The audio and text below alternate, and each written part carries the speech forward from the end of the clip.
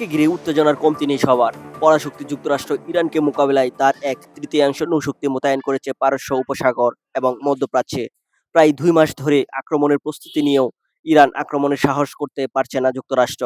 তবে কি ইরানের কাছে সত্যিই ভয় পেল বিশ্বের এই পরাশক্তি? কঠোর গোপনীয়তার পরও এমন কিছু তথ্য বেরিয়ে আসছে যা যুক্তরাষ্ট্রের ধম্বকে চূর্ণ বিচূর্ণ করে দেওয়ার মতো। যুক্তরাষ্ট্রের ইজ্জত ধূলিসাতের সর্বশেষ এমনই এক তথ্য ছড়িয়ে পড়েছে সবখানে। অত্যাধুনিক MQ-4C ট্রাইটন গোয়েন্দা ড্রোন পারস্য উপসাগরে পাঠিয়ে আর কুছ পাচ্ছে না যুক্তরাষ্ট্র। সংযুক্ত আরব আমিরাত থেকে এই MQ-4C ট্রাইটন গোয়েন্দা ড্রোন উড়িয়েছিল যুক্তরাষ্ট্র। ইরানের কার্যক্রম নজরদারি করতে পারস্য উপসাগরে দক্ষিণ থেকে উত্তর দিয়ে পাঠানো হয় ড্রোনটিকে। ইরানি জলসীমায় যাওয়া মাত্র সিগন্যাল আসা বন্ধ হয়ে যায় MQ-4C ট্রাইটন ক্যাটাগরির এই ড্রোনের, যা রীতিমতো বিস্ময়ের সৃষ্টি করেছে।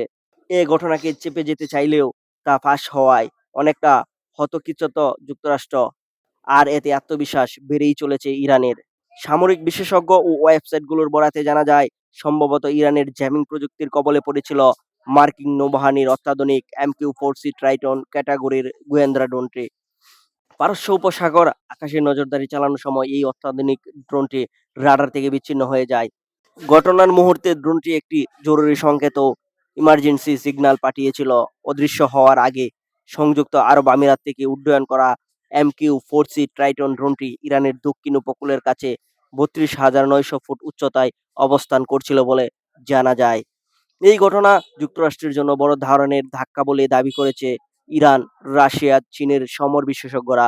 আর এর মাধ্যমে প্রমাণ হলো হরমুজ প্রণালীতে ইরান তাদের শক্তিশালী ইলেকট্রনিক জামিং প্রযুক্তি ব্যবহার শুরু করেছে, যা যুক্তরাষ্ট্রের জন্য খুবই ভয়ানক